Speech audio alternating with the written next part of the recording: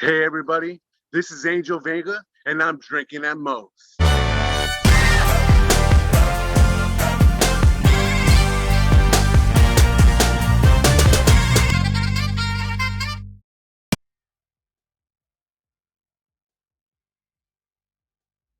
All right, everybody. Want to thank Reaper Apparel for having Drinkin' at Moe's be a brand ambassador.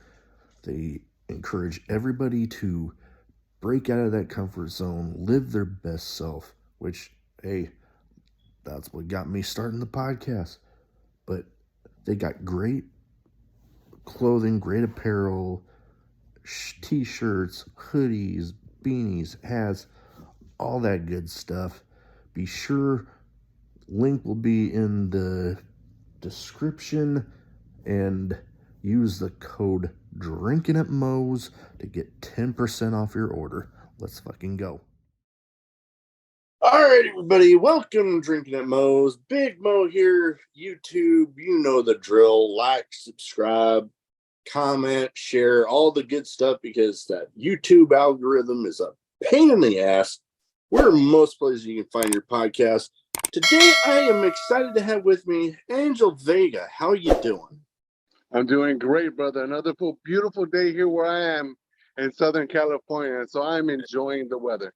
Hey, I miss it down there. I got spoiled. I was stationed with the Navy down in San Diego from like around 2009 when I finally got down there to the end of my enlistment in like 2012. Right. So yeah. So you're very familiar with the area.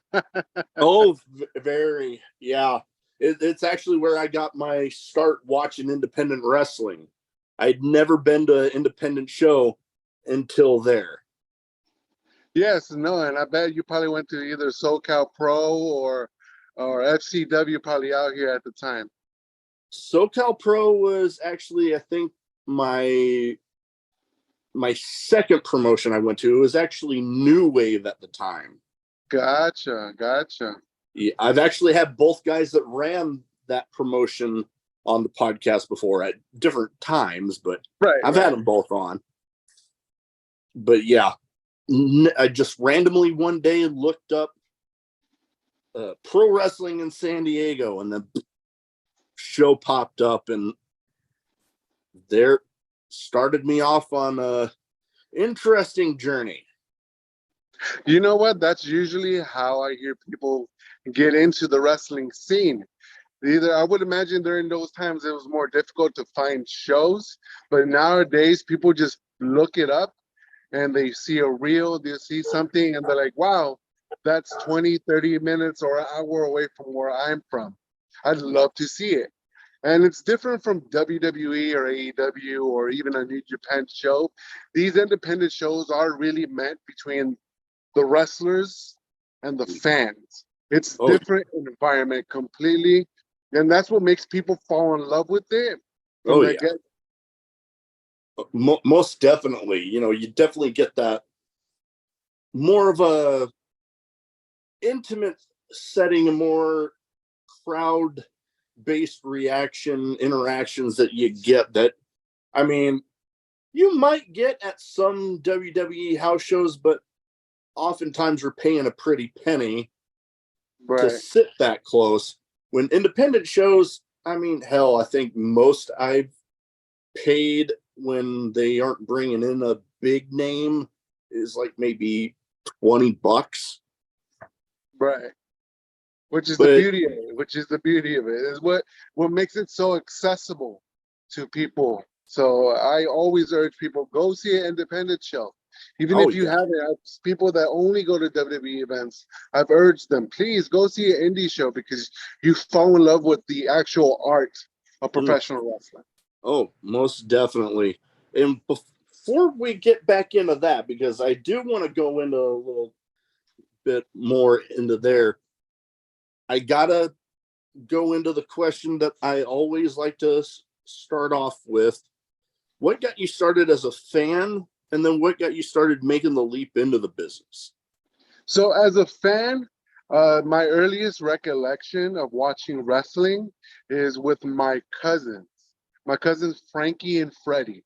At the time, I was probably living with my aunt. My parents were actually living with my aunt Becky, and that's just something that they watch.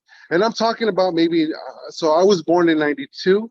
I'm thinking somewhere around 94, 95 is my earliest recollection of wrestling, and it's just sitting there being with the, I guess, with your family and all enjoying the wrestling at that time, watching the earlies of Bret Hart, and some of those kind of early memories that I have is what I remember gravitating to. So Oh that's yeah. kind of my earliest memory of wrestling that I've at a young age. I've been watching wrestling as far back as I can remember. Same for me. I mean, I was born in '83, so like my earliest recollections that I can remember was, I think it was the tail end of things with Bruiser Brody before Right. the stuff happened with him, and remember seeing just the craziness of his entrance, and I'm like, oh my God, that guy is nuts. And then seeing guys like Hogan, Ultimate Warrior, the Road Warriors, and the way the crowds reacted to those people, I was just like, oh my God, this is awesome. Right, and that makes me jealous to an extent, because obviously I was more during the Attitude Era, so I got obviously it's a whole different vibe. But when I look back at some of these shows in the late '80s and such, what I wouldn't give to be able to be a fan around that time, because that obviously that was way before Vince McMahon gave the whole speech of, with sports entertainment and that whole such. It was a different vibe of what wrestling gave you. I can imagine sitting on the television and hearing Gorilla Monsoon and hearing all that. It makes me jealous to not be able to have that. I mean, now I can go on YouTube or the network, whatever you want to call it, and find it, but I don't think it brings that same first time emotion of first hearing it, Oh yeah. And hell, bringing me back to, I was raised in a Catholic family, and my parents always wanting to go to mass on Saturdays. And this was back during the days when like WWE was still syndication. So it was like hit and miss. Some weeks I get to see it, some weeks I wouldn't. But the consistent one was always WCW Saturday night. Yes, And yes. I just remember being a little kid and being like, oh man, can we just not go to church? I want to watch wrestling. Yes, that's the only thing that I'm not jealous of, is the fact that I can watch what I need to watch without having it disturb my everyday life. That's the only benefit of nowadays. That time, yes, I remember seeing Monday Night Raw. It was, at least in California time, started at 9:00. So it's bedtime and all this, trying to stay up or find a way to stay up to watch it. It's just funny memories that I have of that. So I can only imagine what you went through. Oh God, yeah. No, especially going into the Attitude Era with the different different things going through in like high school, where I would have like a JV football game on a Monday, and I'd be like, damn it. So yeah, most definitely. Now, second part of that one question, what got you started deciding to make the leap into the business? So the funny part of that is, so at the time, my brother had went to a radio, I guess, raffle, if you will. He literally skipped school because he was in college at that time. He skipped to go to a radio contest where they literally, you'd put your name into, those little roller things. Yeah. And he won WrestleMania 31 tickets, God. Which was the WrestleMania at San Francisco. I remember that one. So he, because we couldn't afford it. That's just honest. I could not afford WrestleMania tickets. Oh, I still can't. He stood literally about 5 to 6 hours at wherever this radio station held the contest there. Sat there and by the grace of some being, won these tickets, 2 tickets. So me and my brother went to WrestleMania 31. We couldn't go till he actually won access tickets, and he had won tickets to the NXT before the Hall of Fame beforehand. Okay. But due to work conflicts, and because we weren't expecting to win these tickets, I couldn't request time off of work to go to. But I was not missing WrestleMania, so we went to WrestleMania. At that time, I met Rikishi because that was the same time that Rikishi was getting inducted into Hall of Fame. Okay. So I met him, said hi. He gave me the whole, we have a school in Southern California if you're ever interested. Cool. Nothing much came of it, but after actually watching the show, being there, the whole ambience when Seth Rollins finally cashed in Money in the Bank, fireworks going up in the sky, hearing this roar, like it's just something that just I get goosebumps thinking about that now. It's just so, and I was hooked, and I'm like, I need to do this. I need to do this. Oh, I can only imagine. A little jealous because I have yet to actually go to a WrestleMania. It's been on my bucket list, but just stuff never been able to afford to go. But you brought up Rikishi just a couple weeks ago. I actually got to meet him at a Comic-Con here just across the river from Omaha where I live. And I actually, up above me here in the background, I got some of my collections, and on top is a bunch of sign figures. One of them is actually his Fatu from the Head Shrinkers one, signed by him at that convention. So it was pretty cool. That's great. He is a great guy. You see him, and the first time that I met him, he was sitting down and such, and I'm like, "Hello, sir. Nice to meet you." I went in for like a little. They gave you like at the time. I don't know if they still do that, but they used to give you a 2-day tryout pass. Like you come in and check it out. He was sitting down, so when he finally stood, I'm like, "Wow, this guy is massive." I just, I've spent so many time like watching him on TV. So when I actually got to meet him, I'm like, "Wow!" Like I was awestruck at the moment. Yeah. But I first started training actually with Rikishi at Njpw, but like Dusty Rhodes would say, hard times, baby, hard times. I couldn't finish training with him because unfortunately I couldn't afford it at that time. I literally moved. I'm originally from Fresno. I moved from Fresno to SoCal, which all my own. So it was financially, it was a little difficult for me to kind of get started. So I did a few months with Rikishi and unfortunately couldn't continue with him.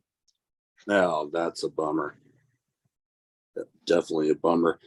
But what were some of those sessions with him at Njpw like? Because everybody has their own training stories. I love hearing. Well, with him, it was very intense. You'd show up and cardio right away. Running laps around that time was around the building. You understand? That building was in Sun Valley, which is a little higher from LA. So it gets a lot hotter out there than it does down here. So we're running in maybe 90, well, at that time, about 5, 6, 7. It was still pretty about 90-degree weather running around and then doing those same drills inside the dojo. So you do your training. And since I was so new to it, it took me a little while to kind of get the hang of it because you don't really learn how to, falling isn't something that's natural to the human body.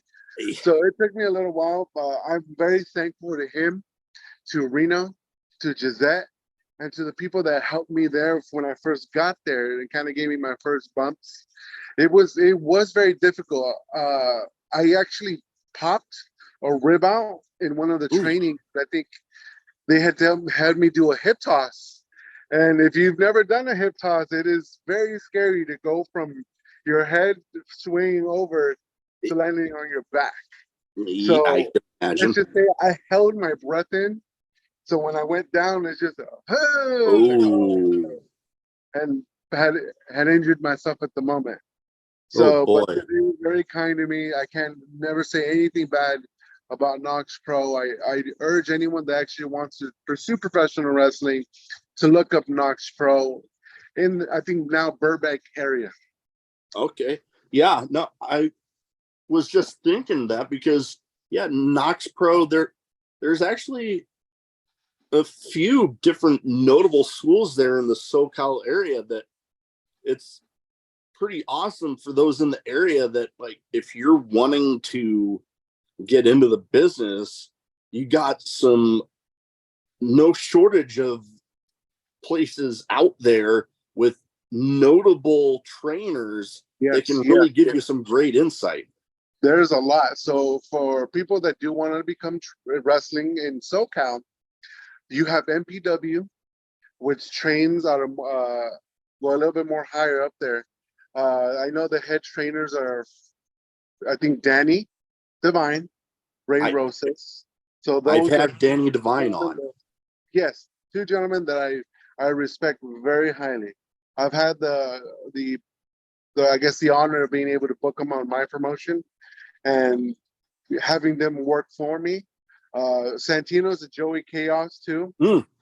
Very, very well school. I've worked with a lot of people that came out of Santino's. I cannot recommend them enough. They've done so much.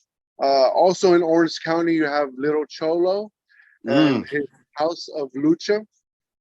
For those who are not aware, Little Cholo was Mr. Cisco in Lucha Underground and Mala Suerte as well. And Little Cholo is a staple of SoCal indie wrestling. So if anyone wants to do that in that Lucha Libre style, highly recommend Little Cholo in Orange County. And San Diego as well, San Diego Pro Wrestling Academy. That I know that dude Tito now helps run, along with J2 Mattioli and a few other little wrestlers down there. They are tremendous people. I love the people down in San Diego. They've always been very courteous and respectful to me. Owner Miss Amy, who I love, she's amazing. I have been very fortunate to be able to work with a lot of these promotions as I help and run Venue Wrestling Entertainment, which we were able to do a show with them all, what we called War of the Worlds, where we had the WWE Heavyweight Champion, the San Diego Pro Wrestling Heavyweight Champion, the Santino's Heavyweight Champion, and the Njpw Heavyweight Champion. So quite the mix. All these schools. Oh, definitely. I know Lil Cholo, I actually had him on not that long ago. It was great because, like, I remember hearing about him and then, you know, having the ties to SoCal that I do, and then finally getting to reach out and talk to him. It was awesome. And I mean, being the fan of Lucha Underground that I was, you know, getting to hear stories from then. And then Joey Chaos, very familiar with him from being a fan of the original XPW product, getting familiar with him there. And then he was actually in my second ever independent show. So that that was pretty cool. Him and Santino's, that's actually where I got familiar with Santino Brothers, was from back in some of those early independent shows. Them and New Wave would actually do some stuff together. So I got very familiar with Santino's. Yes, they are a great organization. They've definitely upped their scale. If you go to a Santino show now, really high production. They do shows on YouTube, so I highly recommend people check them out. It is such a great show. It is something it has a little bit something for everybody. The students there really come out with such a wealth of knowledge. Joey has a wealth of knowledge. Mongol has a wealth of knowledge. Definitely people that you should look up if you do want to get trained in the art of professional wrestling. Oh, most definitely. And you brought up Venue Wrestling Entertainment. Now, being, you know, having interviewed people from SoCal, and this is kind of a two-part thing that I wanted to ask, because Venue Wrestling Entertainment, somewhat new to me, but through the podcast, becoming somewhat familiar with it.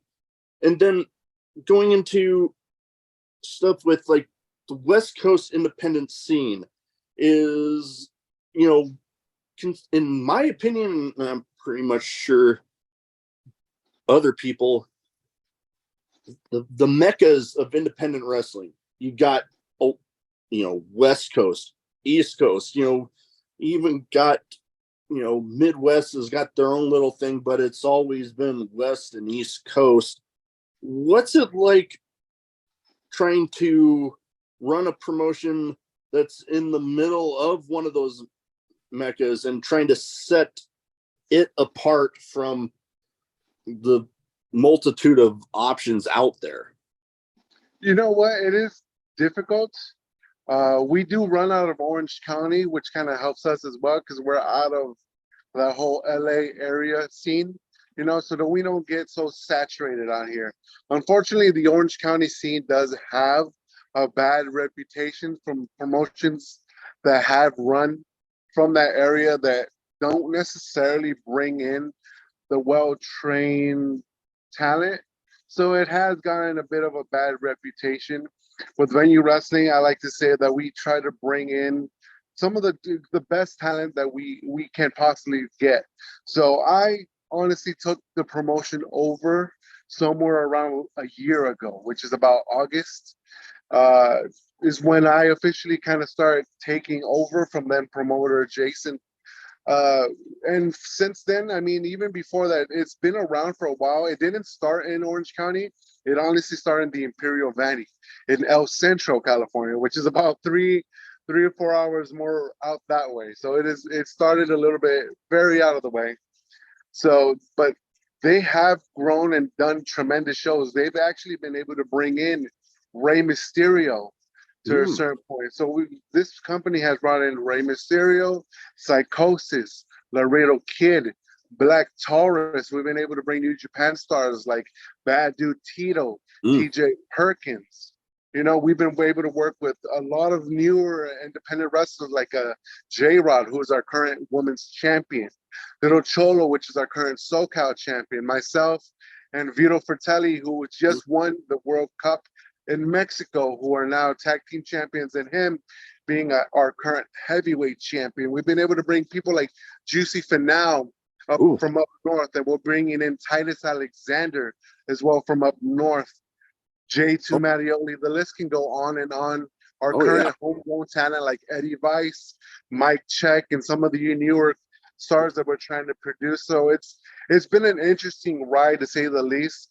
We have that luxury that we're out of LA, so to kind of let us be ourselves. And we haven't had too much of a big problem. Like I said, we've been able to work with other promotions, like NPW, Santino's, San Diego Pro Wrestling. So we're a niche inside of a niche. I feel like I say. No, I get you there. And you bring up two people that I'm actually scheduled to have on here in the coming weeks. Vito Fratelli, I've talked with him a couple times. We actually finally got it nailed down. And then Eddie Weiss, I'm actually having him on too. So I'm excited to get to talk to them as well when you brought them.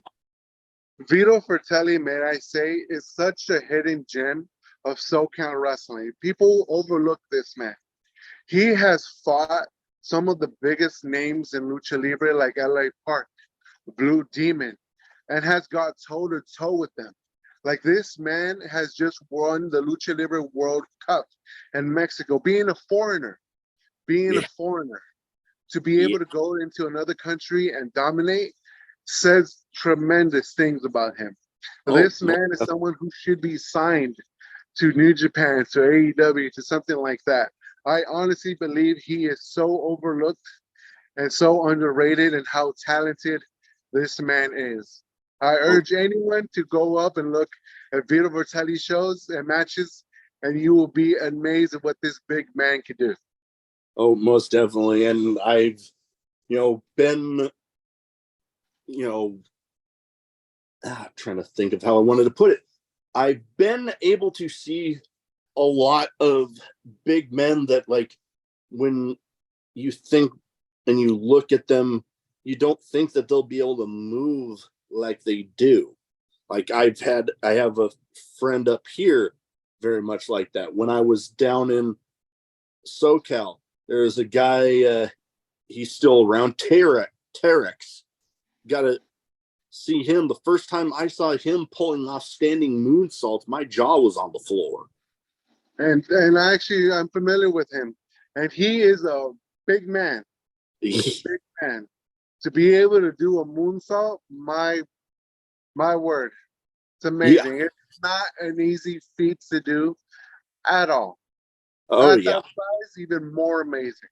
Oh, most definitely. And I remember taking a friend to a show, and when he came out, I was like, I knew when he was about to pull it off.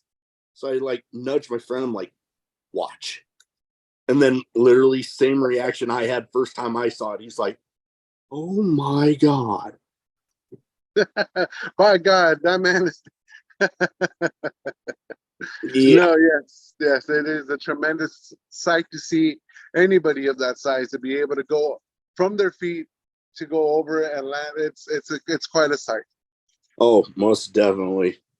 Now, we've brought up a few names here, and I have one category that I have that I like to do, where a little bit of a name game, where I take some names that more often than not, I try to get it to where you've at least shared a locker room with, if not been across the ring from. And this time I took some notes from some of the shows that I've seen posters of on your page.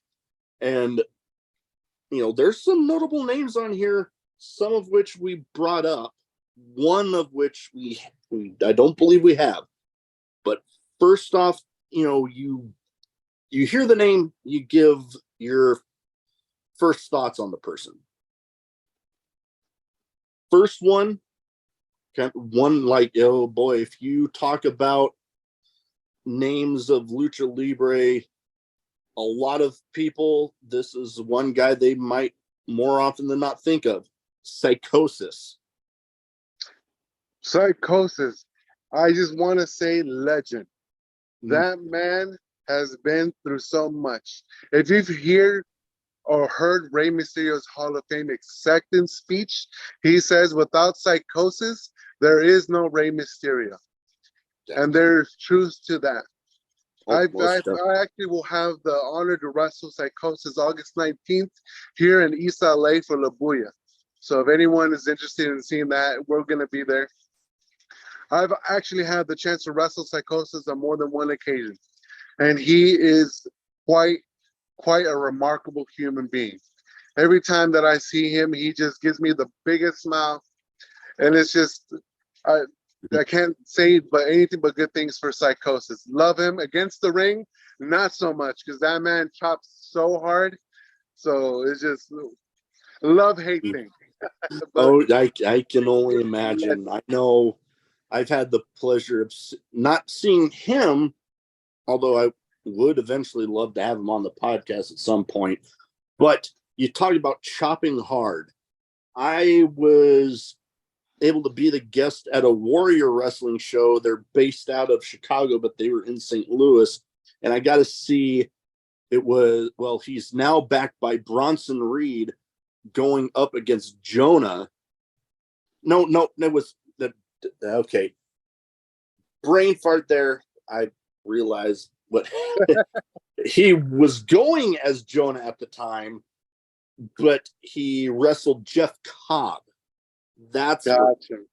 And good Lord, I was close enough. Those dudes were chopping each other so hard, I could literally see individual beads of sweat just flying off. It was nuts. Yes, I love it. Big, meaty men doing meaty men stuff. Love it. Oh, most definitely. I actually got to talk with Jonah, aka Bronson Reed, for the podcast, a little short version, but we talked about that match being like the Haas fight to end all Haas fights. Right. Right, and those two men specifically are the type that, like you said, seeing a man jump and do a moonsault. Those are two men very similar. You look at Jeff Cobb and you see how meaty he is. The fact that he can go standing and do a moonsault, it's magnificent. It took me, even when he was Matanza, the stuff that he would do in Lucha Underground is remarkable. Remarkable. And it really is such a. I'm glad that he's been able to get to where he's got to in New Japan, and in the independent scene, because he's really, really, really, like Vito, underrated in what he does. Oh, most definitely. And I was just thinking about it, the way that, I mean, Bronson Reed, he can move around agile like crazy.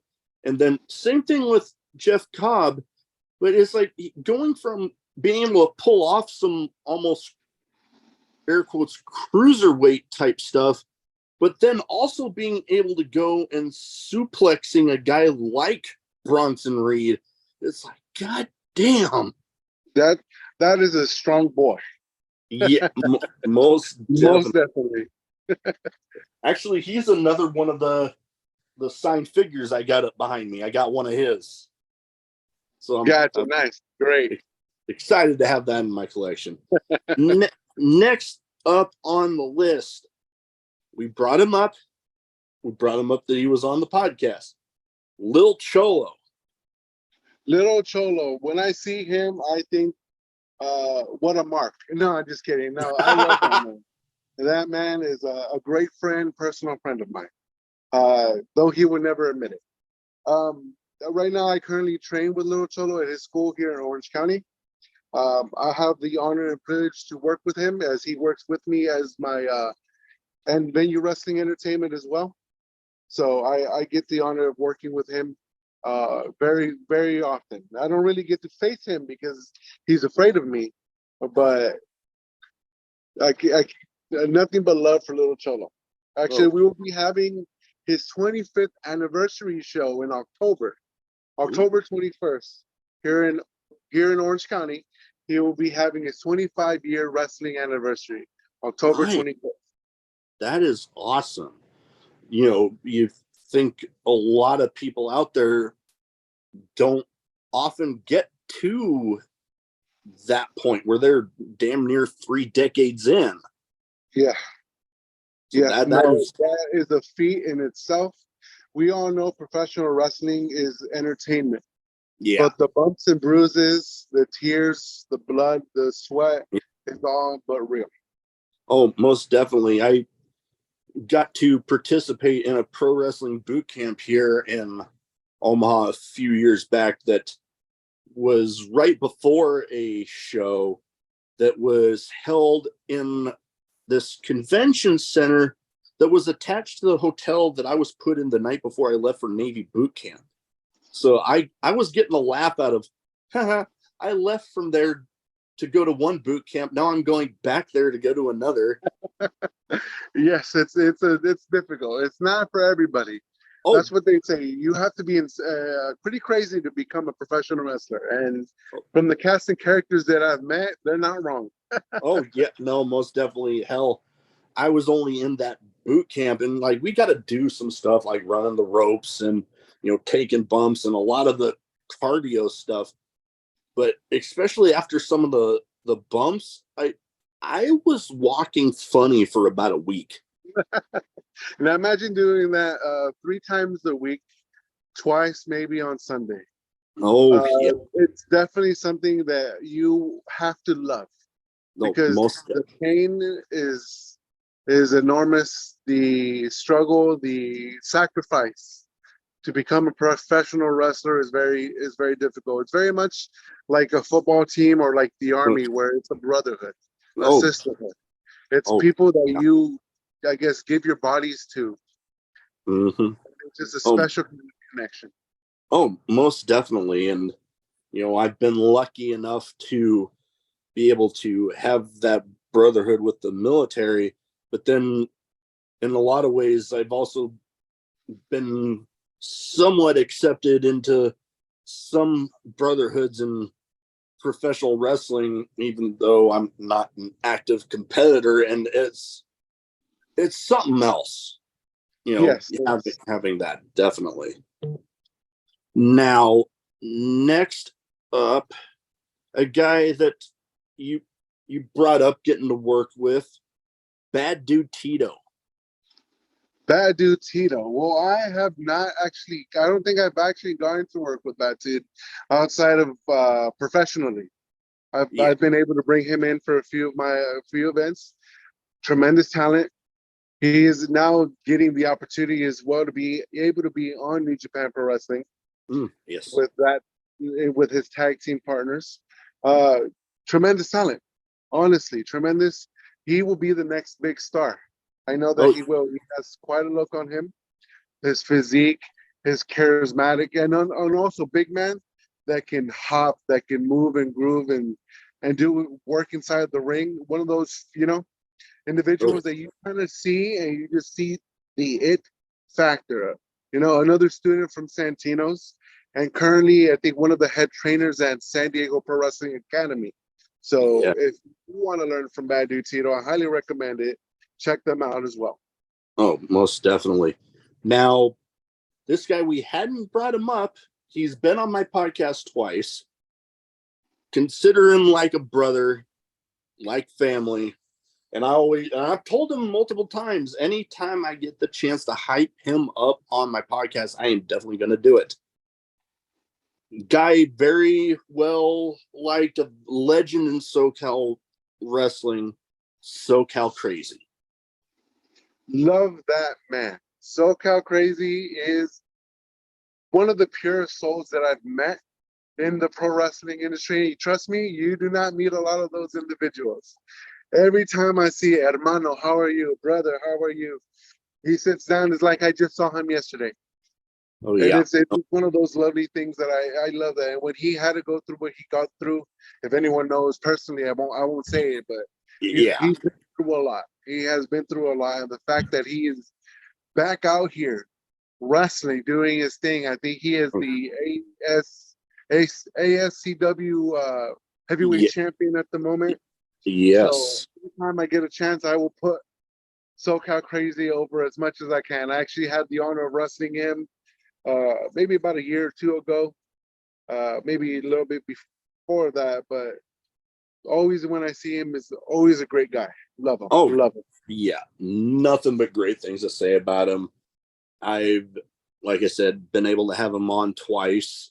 Once was leading up to his Hermanos Contra Cancer wrestling event, which, I mean, was a great event for a great cause. Yes, I was actually on that event as well.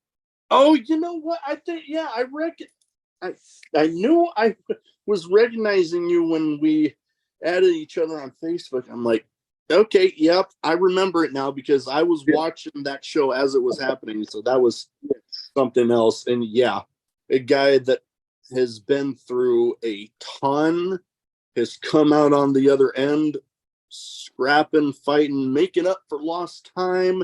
And well, I don't want to give away too much because I don't know how much he wants me to give away right now, but he is up to some pretty big things right now from what I'm hearing.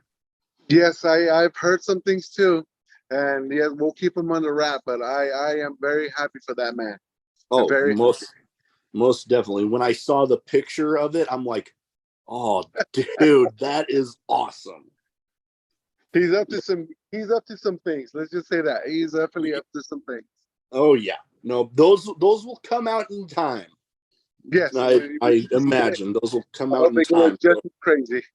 Yep. Now, I have some random questions. Some might be wrestling related, some might not be. Never really know until I'm putting my notes together. You just give me the first answer that pops into your head. You got it. First up, craziest in-match moment for you. Craziest in-match moment for me. So I actually had a match in Yuma, Arizona. It was what they call a mayhem match, which is pretty much a hardcore rule match. a great friend of mine, Crazy Chaos, which is a wrestler in Arizona. Well, he randomly grabs you've probably seen them, those little spikes that they go inside. Well, he randomly just brings them to me. We never talked about using these things. Puts them on my head and just pop, pop, pop. And there I am with these things hanging out of my head. And I'm like, great. That's awesome. That is not something I expected to come out of that match, but I have a picture of me just sitting there with these things sticking out of my head. Fantastic. But that was crazy and so unexpected. But I have nothing but love for that gentleman. Oh yeah. No, that would definitely be up there. I know. I mean, I talk about these two matches in particular. One was actually my first ever legit death match, and not one of those hardcore matches that they just, splattered death match on the name. Right. But they ended it by taking 4 folding chairs and putting 2 panes of glass on them. Ooh. And then the manager of one brought in lighter fluid and they lit the glass on fire. My jaw was on the floor. Another one involved one of my best friends was in this promotion's version of the Money in the Bank ladder match. And they had a ladder bridge between I'll use this guardrail ring apron. And he has this guy on his back. And I'm like, I see him looking down. I'm like, no. Literally jumps ladder, folds, and it's like, God damn. Wow. And no, then, thank you. Oh God. Oh, you want no thank you. The last one that I'll bring up was this. The way I describe the match to people, because sometimes it's a little difficult, is War Games without the cage. They called it a prisoner of war match. It's kind of like a Survivor Series match then. In a way, yes. Where like they had all the participants except for the starters were handcuffed to different parts of the ring. At one point, light tubes were involved. Guy's face all bloodied up.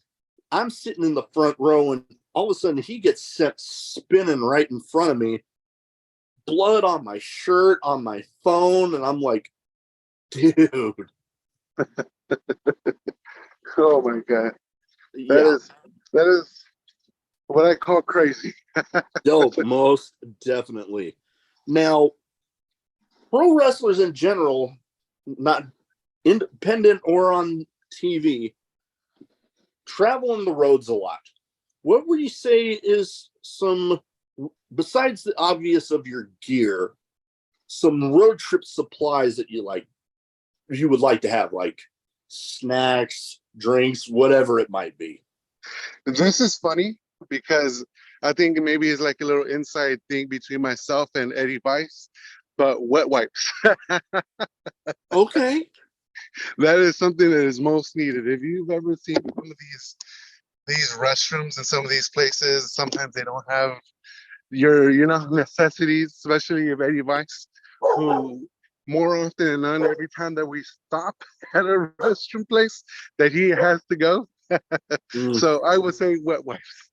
Okay, that yeah, I can imagine in some of these, especially in some of the smaller towns, you might run into some pretty sketchy looking restrooms, but when you gotta go, you gotta go. Oh, trust me, brother. I've been to more nasty restrooms than I care to recall. Now, next to it, another one kind of on the road question. What are some do's and don'ts on the road? I say don'ts is interact with the locals. Definitely, because you do not know what they can do and what they're up to. Because we had a situation where I had some, let's just say, not so nice things happen to a certain member of our team who, let's just say, was not the right color for that area. So don't interact with the locals, I say. Yeah, no, there can be those situations for sure. I can definitely imagine. Now, this is one of the only other questions that I generally keep in this category, because I would feel weird with the name of a show like Drinkin' at Moe's if I did not have it. I don't see you at the moment.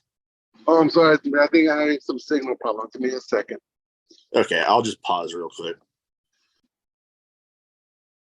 All right, little technical difficulty, but we'll get right back into the question. I was mentioning that with the name of a show like Drinkin' at Moe's, I would feel weird if I didn't have this question on here. Favorite drink, whether it be alcoholic, non, or one of each, because I've had people on that, for one reason or another, don't drink. Honestly, if anyone knows me, they know that I love to have a Modelo. a lot of Modelos. I went to parties where I'll ingest anywhere from 12 to 20 of them in the city. Okay. I love me my Modelos.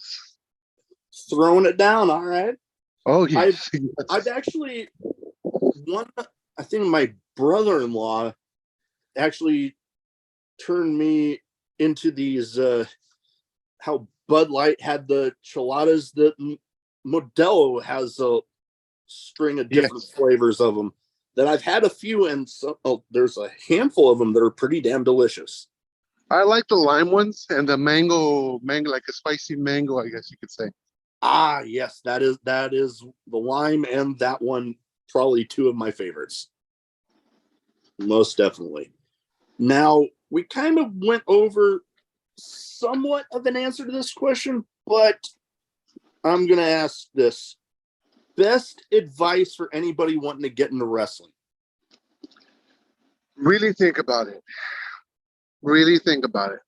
Because like I mentioned earlier, being a professional wrestling come with sacrifices. Both physically, both mentally, both on your personal life. I've gone into plenty of, I guess you could say, problems because of taking certain bookings, or having to travel, or having to miss a birthday party, or having to miss this and this and that. Really think about the commitment level that you're willing to put into it, because you can't be a part-time wrestler, because the times that I've heard of people doing this every once in a while always end up with people hurting people. Yeah. Or those kind of stories. And I say no. If you're really committed to becoming a professional wrestler, make sure that you're 100% committed, because it's not something that you just waltz on in and think that you're going to have a great, no. It is a lifestyle. It really is. Just your life around it. Oh, yeah. No, it kind of reminds me of when I would work with the teenagers and they'd ask about, enlisting. I'm like, one, think about it. Like you said, make sure it's what you want to do, because, you're gonna miss things back home, like birthday parties, like different things. But if it's what you want to do and you can make it past those moments and wondering, what the hell am I doing? You'll be fine. Yes, because I've seen a lot of wrestlers come and go, and the reason the most likely they leave is because they can't handle the lifestyle. They can't handle the traveling. They can't handle their spouse being upset, but they're gone all the time. Like it's really something that you honestly really have to think about. Oh, most definitely. Now, before we go, I want to give you the chance. Where can people find you social media wise? So if they don't already have their eyes on you and Venue Wrestling Entertainment, they can go ahead and get them there. Yes, you can find me on Instagram at AV_JA. Venue Wrestling on Instagram, you can find them at Venue Wrestling ENT. Same thing on not Twitter anymore. I think it's called X now, but same thing. Same thing on there. Yeah, that's the whole story for another time, how confusing that stuff was. But we will get all that in the description of the video and audio platforms. But that is about all I have. I want to thank you for taking the time to talk to me tonight, and best of luck out there with your in-ring and with Venue Wrestling Entertainment. Thank you very much. I appreciate it.